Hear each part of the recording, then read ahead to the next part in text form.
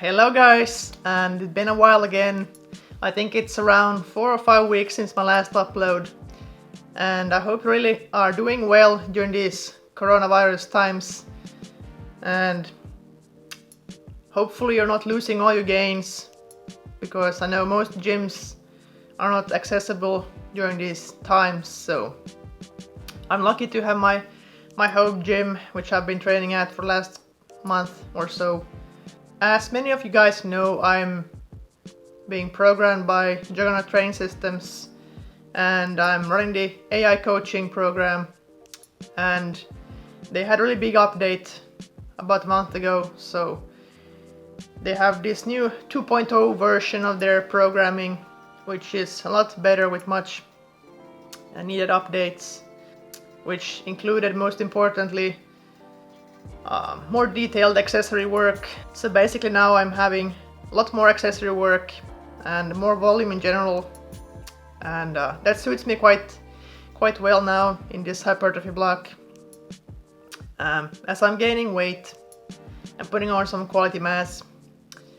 And as of now, I'm around 77 kilo body weight, and my weight gain is going according to plan. I'm even gaining a bit slightly too fast, but that's no problem actually. But I've been doing a hypertrophy block of 10s this past month, and I'm training 5 days a week now. I've changed to that, and that works much better because all the volume makes it hard to squeeze into 4 or 3 days. So 5 days, I find that seems to be optimal for my hypertrophy blocks. I just finished my last week basically of this first block, which was an RPE 10 week. And for you guys who are familiar with the JTS coaching, that basically means you leave no reps in the tank on the compound movements. So for high bar squats, started off the week, one set of 10 of 145, and during this hypertrophy blocks I'm programmed high bar squats instead of low bar squats. And as many of you guys know, high bar squats are usually slightly weaker than low bar squats because more emphasis are shifted onto your quads and you get less help from your posterior chain. So still like doing high bar squats, and managed to bang out all these reps, and maybe I even had a rep more in the tank. So that was really nice. I think that was a new PR for me as well. Then also had to manage to do some back off sets. I believe it was 5 10s, and had really to fight through those sets because of all the fatigue when you go to failure on your first set. So that's really what makes you or breaks you. So, and I'm not showing you all my accessory work here, but some new stuff I haven't really done in the past is some split squats, for example. And I use one day where I put my rear foot on a bench, and one day I'm doing walking lunges, so get that unilateral training as well, which is quite important, which I have been neglecting for a while, I suppose. And also some accessories which I haven't done are planks and ab wheels, which I believe are some of the best ab exercises for a powerlifter, because that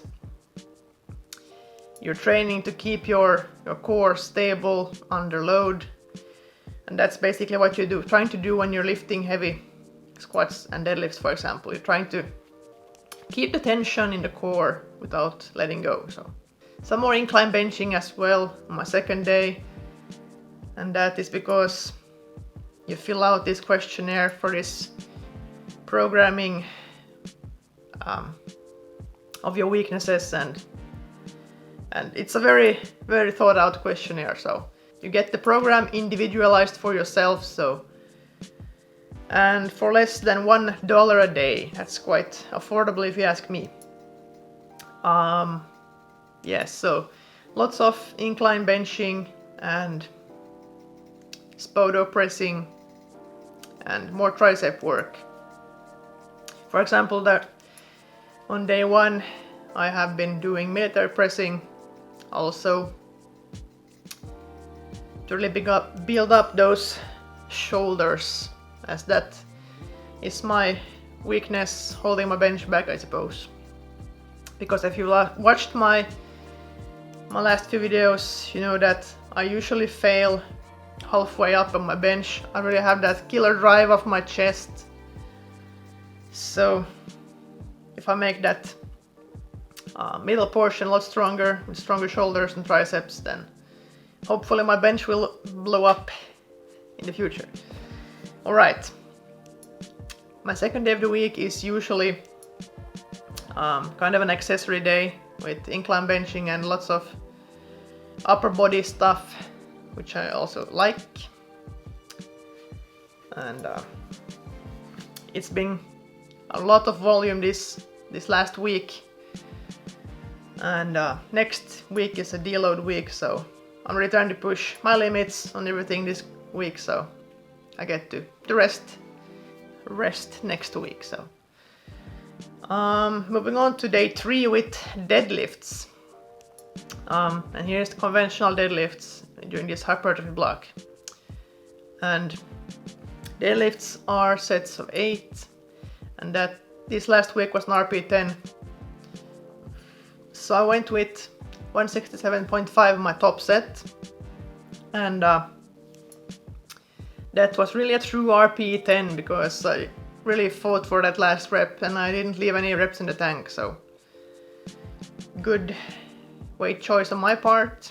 Didn't overshoot the RPE on that set. So also a new lifetime personal best for me. I think my previous best was 165 with 8 reps, and then I weighed 10 kilos more, so making progress. And after that top set I had to do, I think it was four back off sets of 8 and 147.5, and those felt like hell, to be honest, when you have all this fatigue already built up.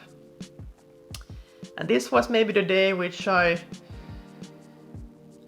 feared the most, because it had so much volume on the posterior chain. After this I had some Romanian deadlifts and some back raises, which I'm doing this kind of fashion in my home gym. I put my bench and some plates under it to get into an incline position and move the seat up a little bit, so I get more of an edge to lean off of. So, and I didn't even need to put any weight on this exercise because I was so fatigued. And forgot to add that usually all these accessory movements are done in the 15 to 20 rep range. High reps and lots of volume to build that precious muscle.